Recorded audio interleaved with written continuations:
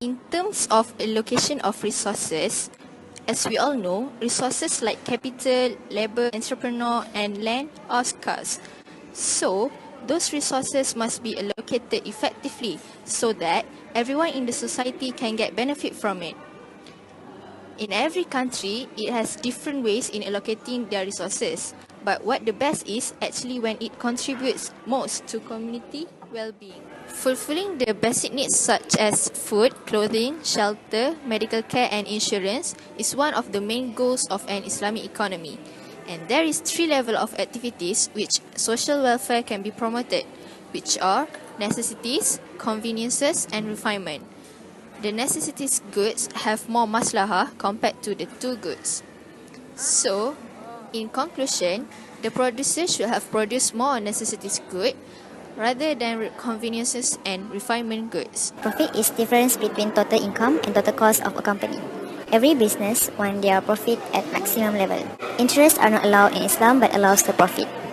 One of the broadest approach about profit is by Hanafi jurists. The main concept by Hanafi is daman, which means they are focusing more the concept of daman in the whole contract law. Daman is mean bearing or taking the responsibility of damage and loss. This theory is based on hadith that connected revenue or profit to contractual liability. Based on one hadith, in literal meaning, revenue is earned in return for ability to loss, daman. Based on hadith above, damage that occurs by a buyer on the object of transaction become a benefit to business because the buyer will pay more to cover the cost. For example, when a customer buys a laptop, he takes the risk as the buyer of the laptop. During the usage of the laptop, he made a damage on it and he is the one who need to compensate the liability as he is already taking the risk. In this case, seller will not cover the cost as the buyer's responsibility cover the cost. In this example, the company is in the monopolistic competition. In Islam, the company can charge a different price for a different product if the product differentiation is real.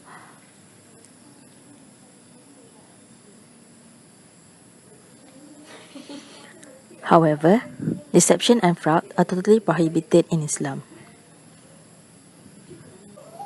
Secondly, advertisement is also allowable in Islam if the product differentiation is genuine. Nevertheless, Islam is against the principle of false product differentiation campaigns.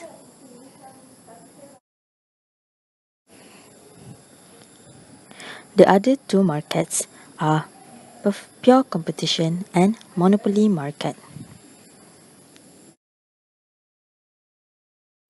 In pure competition, the market has freedom of enterprise, private ownership, free entry, and homogeneous production.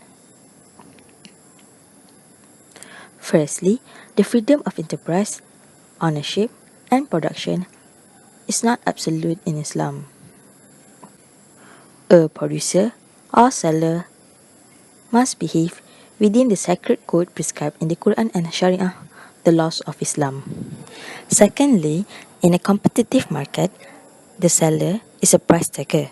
The producer can use the minimum marginal cost price, but the pricing principle must not put to wrong use in production and consumption.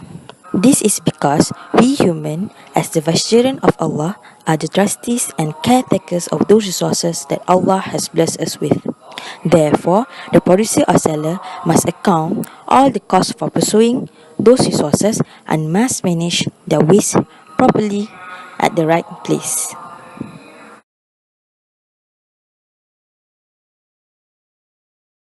In general, a monopoly market is a market which is dominated by a single seller. Firstly, the practice of price discrimination, which means selling the same goods at different prices to different customers in monopoly market, is not allowable in Islam, as such practice is regarded equivalent to exploitation or riba. Secondly, the issue regarding the excessive price that is charged by the monopolist and less production of output to maximize profit. The policy of restricting output and charging an exorbitant price by the monopolies is unethical and not in line with Islam, as such policies harm the well-being society due to unsatisfied need. As for marketing mix, there are 5 things to be determined by Islamic principles. First, the product. The quality of the production process is the main concern in Islamic ethics. The Islamic principles command production to be free from anything that is haram. From the Islamic perspective, it encourages a welfare approach rather than decision based on the profit maximization. Second, the price. Islam encouraged the self-operating mechanism of price adjustment and healthy competition due to certain prohibition that includes changing the price without altering the quality or quantity of the product, overcharging, and bulk marketing.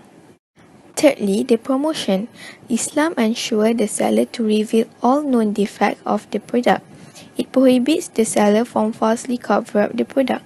Any cover-up such as deception, the use of sexual or emotional appeal, encouraging extravagant behavior, and false testimony are considered deceitful and violate the principles of justice. Next, the place, which means the physical distribution, unethical in distribution channels from Islamic perspective, such as inappropriate packaging, transport of dangerous and toxic product, and unnecessary delays in delivery. The aim of distribution channels should provide ethical, satisfactory service and not to burden the customer. Lastly, the people. The producer must show all known information on a product to help the customer to make an informed decision. Islamic marketing ethics command that society must have access to honest information that is free from lies. Also, it is the customer's right under the Islamic law to access such information. To finance the company, he should only take loan and do other financing activities from the Islamic bank as it is based on Sharia principle. Interest from conventional bank is equal to the riba. Riba is prohibited in the Quran and Hadith. There are 2 types of riba. The first one is riba an-nasiyah, where he needs to pay more than the principal amounts. Another types of riba is riba al-fadl. This is referred to when the goods are exchanged in different quantity and quality. In order for the company to gain profit, he must take the risk of bearing the loss, contribute his wealth, and the product must in his possession. Enduring the hardship for the sake of Allah is better, for he will gain rewards in the hereafter.